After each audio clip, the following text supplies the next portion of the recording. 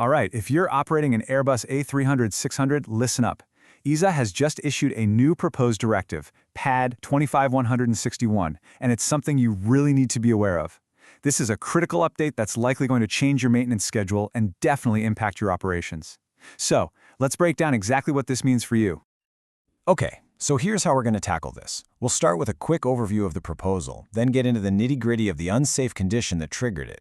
We'll make it crystal clear who this applies to, what you absolutely have to do and by when, talk about the business impact, and then wrap up with how to make sure you're fully compliant. So, what is this all about? Well, on October 20th, 2025, EASA put out this proposal. At its heart, PAD 25-161 is all about updating the maintenance checks and time limits for the entire Airbus A300-600 fleet. Here are the quick facts you need to know. This is coming straight from EASA. It falls under ATA Chapter 05, so it's all about your maintenance program. The key document here is a new update to the Airworthiness Limitations Section, or ALS, specifically Variation 4.3. And hey, mark your calendars, the deadline for industry feedback is November 17, 2025. But why now? What's the big deal? Well, when you boil it all down, it's about one thing: making sure the structural integrity of these aging aircraft is absolutely solid. Now, to really get this, you have to understand the Airworthiness Limitations Section, the ALS. This isn't a list of suggestions. Think of it as a set of non-negotiable, mandatory rules for keeping the plane airworthy. EASA is extremely clear on this point. If you fail to follow these instructions, you could be creating an unsafe condition. Simple as that. And you know, this didn't just come out of the blue. It's really the latest step in a process that's been going on for a while. If you look back, we've had a series of these directives over the last couple of years, and each one has progressively tightened the maintenance requirements for the A300-600. This is just the next evolution. So, what's the specific trigger this time? Airbus put out a new document that the directive just calls the Variation.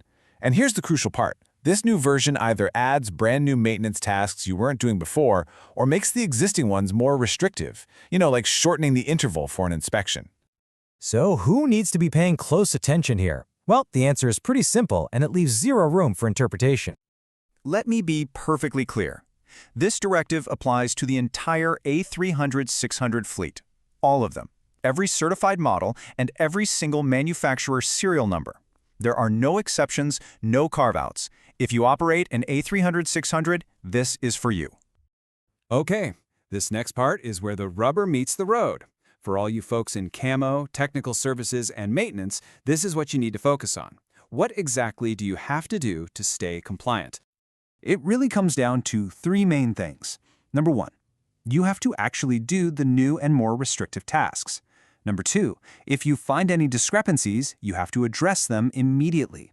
And number three, you need to officially revise your aircraft maintenance program to include all these changes. And here are your deadlines. For the maintenance tasks themselves, you have to follow the new thresholds and intervals spelled out in that variation document. Now, for corrective actions, this is huge. If you find something wrong, it has to be fixed before the next flight. That's urgent. And finally, you've got 12 months from the AD's effective date to get your A&P revised. Just so there's no confusion, wherever the old instructions and the new ones overlap, this latest version, Variation 4.3, wins. It completely invalidates and replaces whatever you were doing before for that specific task. The new rules take precedence, period. Okay, let's switch gears for a second and look at this from a business standpoint. What does all this technical stuff actually mean for your day-to-day operations and your bottom line? You're going to feel this in three main areas. First, expect an increased maintenance load. More tasks or more frequent tasks means more man-hours and resources.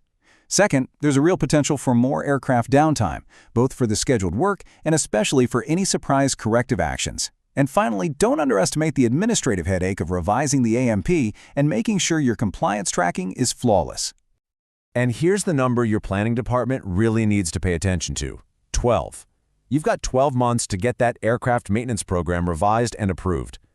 A year might sound like a long time, but this isn't just paperwork. You're talking about coordinating with engineering, planners, and regulators. Trust me, you do not want to be scrambling to get this done at the last minute. All right, let's wrap this up. We'll bring it all together with a final call to action and point you to the key resources you're going to need to make sure you get this done right and on time.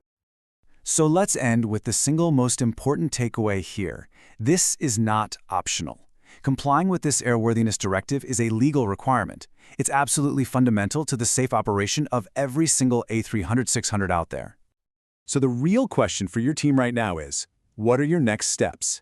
This is going to require immediate coordination. Get your camo, planning, maintenance, and commercial teams in a room, virtual or otherwise, to review this new variation, figure out the impact on your fleet, and get these actions on the schedule. And finally, here are the resources you'll need. Your Bible for this is the Airbus A300-600 ALS Part 2, Revision 4, Variation 4.3. If you have questions about the AD process, go straight to EASA. And for any specific technical questions about the tasks themselves, you can contact Airbus directly at the email provided right here.